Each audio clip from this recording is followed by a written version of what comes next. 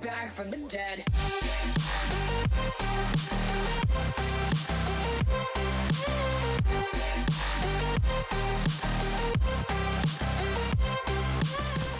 What's up, Toxic Nation? This is Toxic Artix, and welcome once again to another Black Ops 3 video. First of all, I want to apologize for my brief inactivity in the past days. I've been really busy with college work, midterms, stuff like that, work, I hope you understand. But yeah, sorry about that. Now, getting into today's video, I want to talk about, as you enjoy, of course, this beautiful Razorback gameplay on Kill Confirmed in NUK3TOWN. This gun is a beast, seriously. I want to talk about something that's been bothering the Call of Duty community on YouTube, everywhere basically lately, and that is the supply drops, or the microtransaction system that is being implemented by Activision through the studios like Treyarch, Sledgehammer, into our Call of Duty games. So what's happening? Well, basically, if you remember Advanced Warfare, supply drops were introduced in that game, and they were basically rewards for you completing a certain challenge or for doing certain things in the match that you played before you got the supply drop.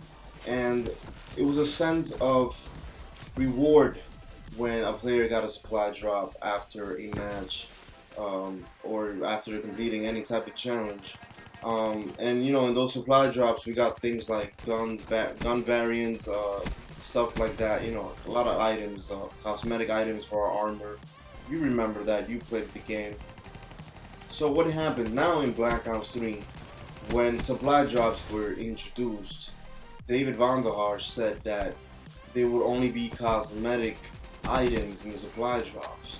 And of course, as we know, that is no longer true. We've got new weapons in there like the HG40, the NUK3TOWN, and these things have statistical advantages. That they're not just cosmetic. So what happens? Well, Activision happens. Basically, Activision, they own the Call of Duty franchise, and they hired Treyarch, therefore they are Treyarch's superiors in a way.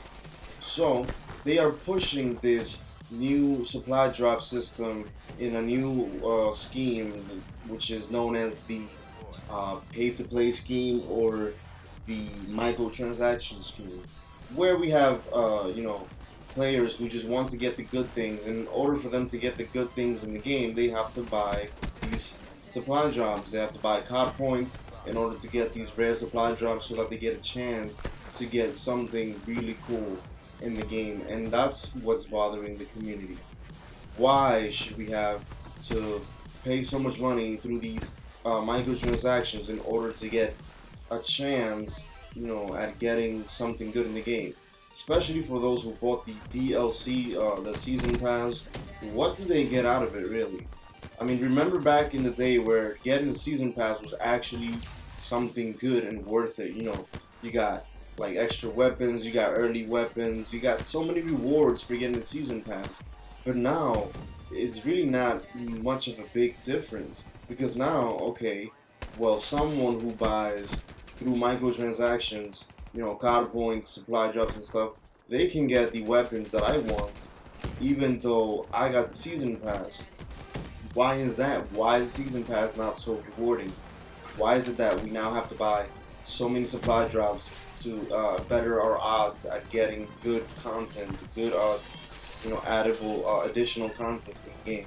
And that is what is bothering all of us. It's bothering me because it's just very greedy on Activision's side to make us buy all of these.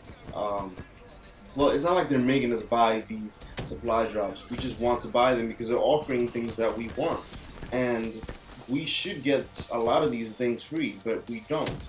And it's come to a point where crypto keys, logarithmically speaking, if that's a word, they're not as good as COD points. When you get COD points, that's when your chances of getting a good gun or like a super epic weapon or something like that, that's where the chances are higher.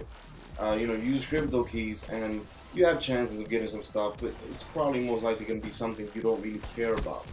So they want us to keep buying these supply drops. They want us to keep buying these COD points so that we could get more stuff in the game, things that honestly we should be getting for free, especially if we own the season pass. And I want to know what you guys think on this topic. Are you bothered by it? Do you like the supply drop system in Black Ops 3? Let me know in the comments below. But yeah, a lot of people are just very unhappy with what Activision is doing lately with the supply drop system. These microtransactions are just adding a ton of value to the game, because you get the game for 60 bucks, buy the season pass for 40 bucks, and you still gotta buy a whole bunch of supply drops to get extra content for the game. That is a problem, and Activision, I believe, needs to fix that. But yeah, that's it for today's talk, guys. I hope you enjoyed this video, and if you did, please like. Also, if you are new to the channel, join the Toxic Nation by subscribing, stay connected on my Twitter, and feel free to interact with me. Thank you guys for supporting me. I thank you very much. I appreciate you guys, and I'll check you out on the next video. Toxic out.